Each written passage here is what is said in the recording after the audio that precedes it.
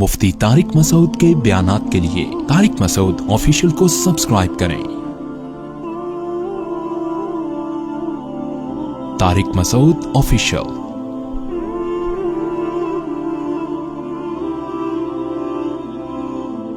देखो, दुनिया में सारी चाहतें किसी की भी पूरी नहीं होती। ये तो हो ही नहीं सकता कि आप जो चाहें वो हो जाए। लोग वजीर आजम बनते हैं, जेल में चले जाते हैं। हकीकत है ये।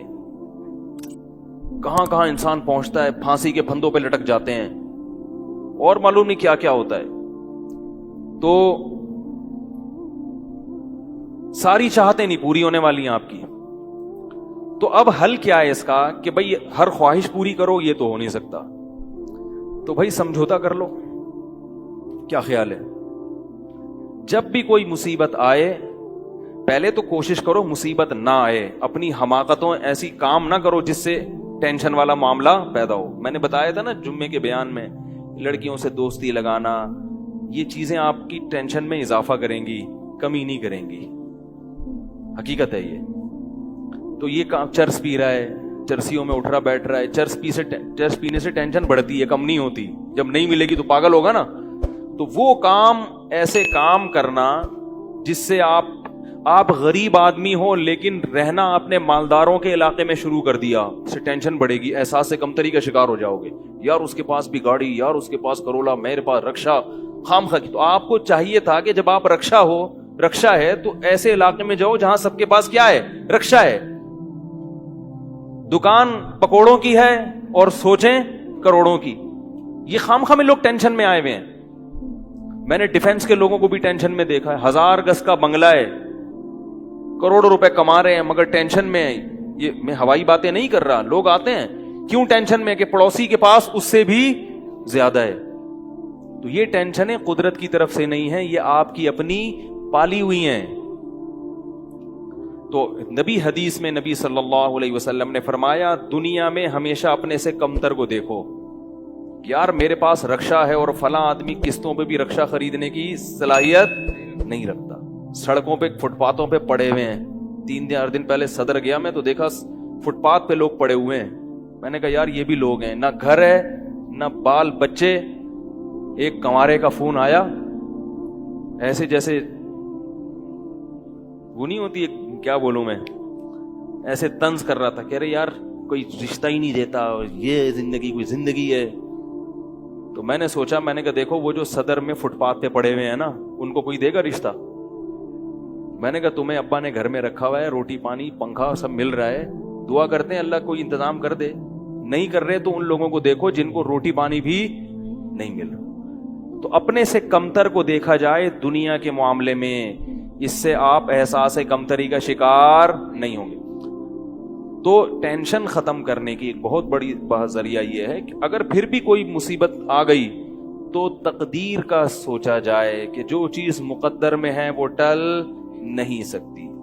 और दुनिया मुसाफिर खाना है, यहां अगर टेंशन है तो वो भी आरजी, यहां की खुशी भी आरजी। एक आदमी के बच्चे बिछड़ गए, तलाक हुई मियां बीवी में, बीवी बच्चों को लेके फरार।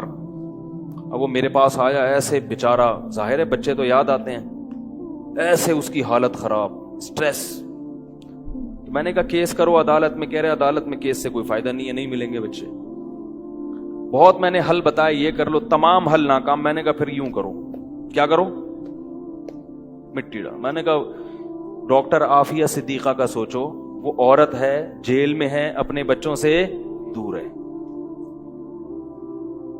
मजीद औलाद भी नहीं हो सकते उसके। तो मैंने कहा तुम्हारा, अगर तुम्हें जेल में डाल दिया जाए ना अभी, तो तुम कहोगे चलो बच्चे ना मिले लेकिन जेल से तो बाहर आऊं, यही सोचोगे ना। उसका सोचो कि वो एक औरत जात है, कई सालों से जेल के अंदर पड़ी हुई है, और औरत के लिए बच्चों से जुदाई वो बहुत ज्यादा मुश्किल है। मर्द तो बर्दाश्त कर लेता है। तो मैंने कहा अब जो चीज बस में नहीं है उस पे गम करना फजूल, मिट्टी डालो ऐसे, और शादी करो और मजीद नए बच्चे पैदा करो। जब इधर दूसरी औलाद आएगी तो उधर से जहन आपका हट जाएगा। कहते हैं लोग ताने देंगे, बच्चों को भूल गया। मैंने कहा लोगों के पास फालतू टाइम बहुत है, ठीक है ना, वो ताने देते रहेंगे, لوگوں کے تانوں کی پرواہ مت. جب ایک چیز آپ کے بس میں نہیں ہے تو اس پہ سوچنا کیسا. یہ بھی ایک بہت بڑا نسخہ ہے سکون کا کہ جو چیز آپ کے اختیار میں نہیں ہے اس کے بارے میں سوچنا بند کر دو. دیکھو نوح علیہ الصلوۃ والسلام اپنے بیٹے کی ساری زندگی تربیت کرتے رہے مگر وہ کافر نکلا. آخری وقت میں نوح علیہ السلام کو اپنے بیٹے پر کتنا پیار آیا کہ میری کشتی میں سوار ہو جا. بیٹا کہتا ہے سآوی الی جبل یعصمنی من الماء, میں پہاڑ پہ چڑھ جاؤں گا جو مجھے پانی سے بچا لے گا. پیغمبر کو اپنی اولاد سے بہت محبت ہوتی ہے, بہت زیادہ ہے. جیسے یعقوب علیہ السلام کو تھی نا اپنے بیٹے سے. کتنا درد ہوگا اس وقت نوح علیہ السلام کے دل میں, کیسے تڑپ رہے ہوں گے. لیکن بیٹا باز نہ آیا. وحال بینہم الموج فکان من المغرقین, ایک موج آئی اور اس کو غرق کر دیا. نوح علیہ السلام نے اللہ سے دعا مانگی ان ابنی من اہلی, اے اللہ میرا بیٹا میرے اہل و عیال میں سے ہے, تو نے تو وعدہ کیا تھا تو میرے اہل و عیال کا خیال کرے گا. اللہ نے کیا فرمایا انہ لیس من اہلک, یہ تیرے اہل میں سے نہیں ہے, اس کا عمل ٹھیک نہیں ہے. فلا تسألنی ما لیس لک بہ علم, دوبارہ یہ سوال مجھ سے مت کرنا. اب یہ نہیں کہ نوح علیہ السلام بیٹھ گئے یار یہ کیا ہو گیا یار, اب سوچیں یہ تو بڑھ گیا. بس نوح علیہ السلام نے فوراً استغفار کیا. اعوذ بک ان اسألک ما لیس لی بہ علم, اے اللہ میں تجھ سے پناہ مانگتا ہوں ایسی چیز کی, میں تجھ سے ایسا سوال کروں جس کی دلیل میرے پاس نہیں. بس بھول گئے. اب یہ تھوڑی کہ روتے رہیں بیٹھ کے, بھئی جو چیز بس میں نہیں ہے چھوڑ دو. تو ہم بہت ساری چیزوں کی ٹینشن لیتے ہیں جو ہمارے اختیار میں نہیں ہے. پیٹرول مہنگا ہو رہا ہے, بیٹھ کے خام میں پریشان ہے. بھائی تم سے پوچھ کے تھوڑی مہنگا ہوا ہے. غم کرنے سے اگر وہ سستا ہو جائے تو رو. میرے پاس تھی Kawasaki G T O, Kawasaki G T O 125. آپ کو پتا ہے کیا بائک تھی وہ, ہم نے بھی بڑے شوق پالے ہیں ایک زمانے میں. میں اس میں پیٹرول ٹھیک ٹھاک ڈلتا تھا. اب جب پیٹرول مہنگا ہوتا تو سب سے زیادہ متاثر میں ہوتا تھا اس سے. 50 والوں کو کچھ نہیں ہوتا تھا. تو میں ایک دفعہ پیٹرول پمپ گیا, میں نے پیٹرول ڈلوایا اس میں, تو اس نے کہا وہ 5 روپے پر لیٹر بڑھ گیا ہے. مجھے بڑا غصہ آیا. میں نے ساتھ والے سے کہا, میں نے کہا یار یہ کیا مذاق ہے یار, ہر تھوڑے دن کے بعد 5 روپے بڑھ رہا ہے, تو آپ کو غصہ نہیں آیا؟ اس نے کہا صرف میرے لیے تھوڑی بڑھ رہا ہے, پوری قوم کے لیے بڑھ رہا ہے نا. تو مجھے اس کی بات بڑی اچھی لگی. اس نے کہا میرے اکیلے کے لیے بڑھے تو مجھے غصہ آئے, سب کے لیے بڑھ رہا ہے تو چلو ٹھیک ہے. اس دن کے بعد سے اب تک پیٹرول بڑھنے پر مجھے غصہ نہیں آیا. میں یہی کہتا ہوں یار مجھے ٹینشن لینے سے کیا ملے گا. 100 روپے لیٹر بڑھ جائے, زیادہ زیادہ یہ ہوگا, بہت زیادہ بڑھے گا تو گاڑی بیچ دو. بھائی نہیں ہمارے کنٹرول سے باہر ہو گئی ہے, گاڑی بیچ دو, دوبارہ آ جاؤ, ٹیکسی پہ آ جاؤ, پھر بھی ہے تو پھر رکشے پہ آ جاؤ, پھر چنچی پہ آ جاؤ, پھر پیدل ہو جاؤ. جو چیز اختیار میں نہیں ہے اس کی ٹینشن لینا حماقت ہے. بات آ رہی ہے سمجھ میں؟ اسی طرح یاد رکھو اولاد کی تربیت کا معاملہ ہے. ہمارے ہاں جو لوگ نئے نئے دیندار بنتے ہیں یا پرانے بھی, وہ چاہتے ہیں میرا گھر 100% خلفائے راشدین جیسا بن جائے, جبکہ بیگم پہ کنٹرول نہیں ہوتا, وہ الگ سمت میں جا رہی ہوتی ہے. اب آپ نے ڈنڈا چلانا شروع کر دیا, بچے باغی ہونا شروع. وہ بجائے دین پہ آنے کے ابا کو مکھنچو سمجھنا شروع کر دیتے ہیں اور بغاوت پھیلتی ہے. تو بھائی آپ اعتدال سے تربیت کی کوشش کرو, ہو گئی ٹھیک ہے, نہیں ہوئی ہم سے نہیں سوال ہوگا, ہم جو کر سکتے تھے ہم نے کر لیا. تو ہم نے نا بہت ساری چیزیں, یہ ہو رہا ہے معاشرے میں غلط, یہ ہو رہا ہے, وہ والے وہ جماعت کیوں آ گئی, وہ جماعت کیوں آ گئی, وہ فلاں فرقہ کیوں بڑھ رہا ہے, یہ والے کی کم ہو رہے ہیں, وہ زور سے آمین کیوں کہہ رہے ہیں, وہ آہستہ آمین کیوں کہہ رہے ہیں, ٹھیک ہے نا, وہ رفع الیدین کیوں کر رہا ہے, وہ رفع الیدین کیوں نہیں کر رہا. میرا ایک اصول ہے, میں جب کسی ٹاپک پر بیان کرتا ہوں تو مجھے جب بھی کوئی ایسے اختلافی مسائل پر بیان ہوتا ہے نا, تو اکثر لوگوں کے پھر واٹس ایپ پہ میسج آنا شروع ہوتے ہیں, آپ نے جو یہ بیان کیا اس میں یہ والی بات, حالانکہ اس بات کا جواب اس میں موجود ہوتا ہے. تو میں پھر مزید جواب نہیں دیتا, میں کہتا ہوں پورا بیان سنیں. وہ پھر جواب بھیجتے ہیں کہ ہم نے پورا بیان سنا ہے. میں کہتا ہوں دوبارہ سنیں. کہتے ہیں سنا تو ہے, مجھے جواب نہیں ملا, جبکہ مجھے پتا ہوتا ہے جواب اس میں ہے. میں کہتا ہوں پھر تیسری بار دوبارہ سنیں, کیونکہ اس سے زیادہ کہ ہم مکلف نہیں. اب یہی تھوڑی کہ ایک ہی چیز کو لے کے پھر وہی سوال وہی جواب وہی سوال وہی جواب. پبلک کے پاس تو ٹائم ہے, وہ تو کرتے رہیں گے اور آپ کی صلاحیتیں بیکار ضائع ہوتی رہیں گی. بھائی ہم جب ایک ٹاپک پر بات کی, پورا کور کیا اس کو, مجھے اچھی طرح معلوم ہے آپ کے ان تمام سوالات کا جواب اس میں موجود ہے. اب بار بار سوال کرو گے تو ہم نئے سرے سے جواب دے کے ٹائم ضائع. یہ ٹینشن ہے خامخواہ کی کیوں پالیں؟ ٹینشن پتہ ہے کیا ہوتی ہے؟ ٹینشن یہ ہوتی ہے کہ یار اتنی تفصیل سے میں نے بیان کیا پھر بھی لوگوں کی سمجھ میں نہیں آ رہا, ہائے یہ کیا یار, یہ کیا. اس سے آپ خامخواہ میں آپ کے سر کے بال غائب ہوتے رہیں گے. تو ہم یہی کہیں گے, اے اللہ ہم سے جو ہو سکا تھا ہم نے کر دیا. اب سمجھ میں آنا سمجھانا کس کے بس میں ہے؟ اللہ کے بس. نبی کی بات سب کی سمجھ میں نہیں آئی, اور اللہ تعالیٰ نے نبی کو کتنی تسلی دی ہیں قرآن میں. نبی کو بار بار کہا کہ آپ جو سمجھا رہے ہیں پھر بھی یہ نہیں سمجھ رہے تو ٹینشن نہ لیں. کیوں؟ نبی کو اگر زیادہ ٹینشن ہوگی تو کام کون کرے گا؟